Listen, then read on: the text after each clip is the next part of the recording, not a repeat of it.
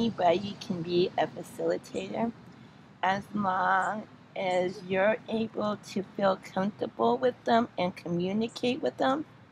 It's always good to have someone that you know that knows you well. Then they're able to understand where you're coming from. As for me and Krisi Hagar, we've been friends for so long, and she saw the things over the years with me. So it made it so much easier for her to be able to work with me. But I think when people are looking for a facilitator, they get so worried that they're not going to be able to be the boss of themselves and they're going to tell people what to do. So I would just encourage to telling them that just because you have a facilitator doesn't mean that they're going to tell you everything to do. They're not. They're going to just support you at the meeting and help you with what you need. And that you're the boss of yourself and they're not the boss of you.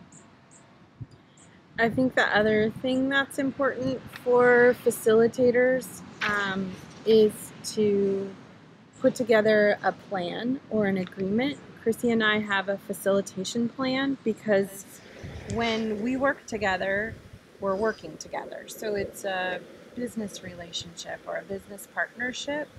She is my boss. I am her support. She tells me what she wants from me and what she doesn't want from me. And so even one of the things that she told me about today is she did give me permission to talk today during the interview, because at her meetings that she goes to, I don't have permission to talk because I'm not a committee member. I'm merely there to support Krisi. So I think it's really, really important that you understand the purpose of your facilitation.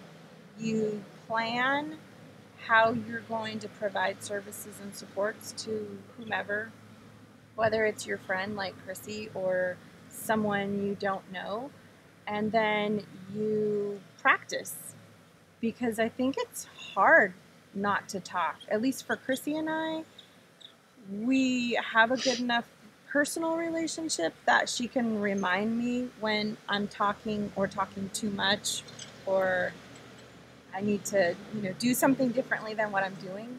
And I can do the same thing for her, and we don't get offended by it. We know that when we're working together and I am providing facilitation, we have to have open communication, right? We always have to talk about stuff. And then after a meeting is over or after a presentation is over, we give each other feedback. Sometimes it's, we did awesome. I think we really nailed this one. Sometimes it's, wow, if we get the chance to do this again, let's add this information or let's take this away from what we did. So I think that communication is